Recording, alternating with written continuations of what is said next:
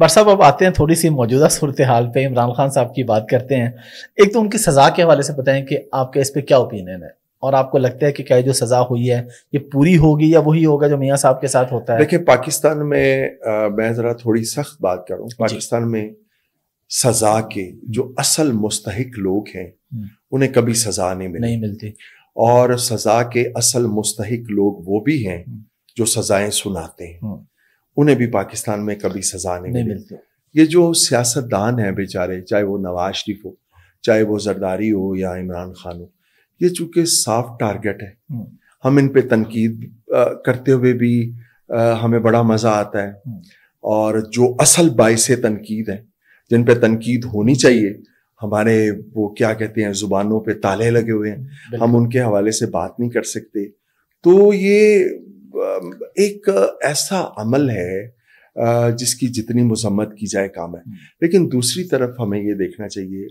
کہ اس کے ذمہ دار کون ہیں. اس کے ذمہ دار بھی سیاستدان خود ہیں. اگر سیاستدانوں میں ویسا ایکا ہو جائے جیسا ایکا ہمارے ایک ادارے میں ہے یا کچھ اداروں میں ہے، تو کبھی سیاستدان کو اس طرح کی ہزیمت، اس طرح کی بے عزتی اور اس طرح کی بے توقیری جو ہے اس کا شکار نہ ہونا پڑے. مصیبت یہ ہے کہ ہمارے سیاستدان جو ہیں وہ اپنے اپنے مفادات کے دائرے میں ایک دوسرے کے اپنے اپنے مفادات کے لیے ایک دوسرے کے دست و گریباں رہتے ہیں. آپ یقین کریں کہ جب عمران خان پرائم منسٹر بنے تو 14 اگست کو میری ان کے ساتھ 18 کو انہوں نے حلف لیا. میں کینیڈا میں تھا، میں وہاں سے آیا تو میری ان سے پہلی ملاقات ہوئی، اور میں نے ابھی یہ سما نیوز پہ بھی یہ بات کہی ہے کہ میں نے ان سے جو میں 12 پوائنٹس انہیں دیے تھے کہ پرائم منسٹر بننے کے بعد آپ کو یہ کرنا ہے، تو اس میں یہ پوائنٹ پہ بڑا زور دیا تھا کہ آپ اگر ان کے پیچھے پڑے رہے، زرداری کی کرپشن کے یا نواز شریف کی کرپشن کے یا ان کے معاملات کے، تو جو آپ کی تبدیلی کا ایک خواب ہے اس پہ آپ فوکس نہیں کر سکیں گے، اور جو کام آپ کو کرنا چاہیے زراعت میں، اپنے سیاحت میں، اپنی ایجوکیشن میں، اپنے ہیلتھ سیکٹر میں، وہ کام آپ نہیں کر سکیں گے. اور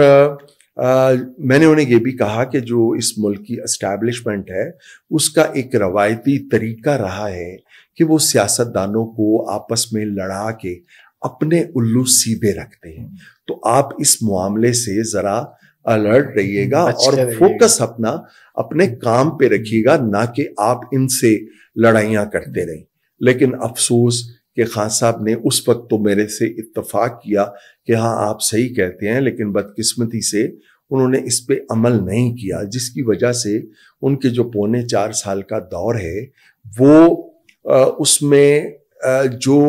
خواب انہوں نے لوگوں کو تبدیلی کے دکھائے تھے، اس دور میں اس کے 10 یا 20% بھی وہ خواب پورے نہیں ہو سکے، ان کی تعبیر نہیں مل سکی لوگوں کو، اور ان کا سارا فوکس جو ہے وہ اپنے مخالفین کو، اپنے سیاسی مخالفین کو، ایون اپنے صحافتی مخالفین کو دبانے کی طرف جو ہے وہ رہا، جس کے نتیجے میں یہ سمجھتا ہوں اور بھی بہت ساری غلطیاں ہوئیں. لیکن آج عمران خان اور ان کی پارٹی جس مقبولیت میں تو ہم کہتے ہیں کہ اس وقت وہ بہت آگے ہیں، لیکن جو زمینی حقائق ہیں اس کے مطابق عمران خان اور ان کی پارٹی جن اذیتوں کا شکار ہے، جن مصائب کا شکار ہے، جن مشکلات کا شکار ہے، اگر عمران خان تھوڑا سا حوصلے سے کام لیتے، دانش مندی سے کام لیتے، اور تھوڑا سا اپنے جو سیاسی رویے ہیں ان کو تھوڑا سا بہتر کرتے، تو آج میرے خیال میں ان کی پارٹی اور خود ان کی بھی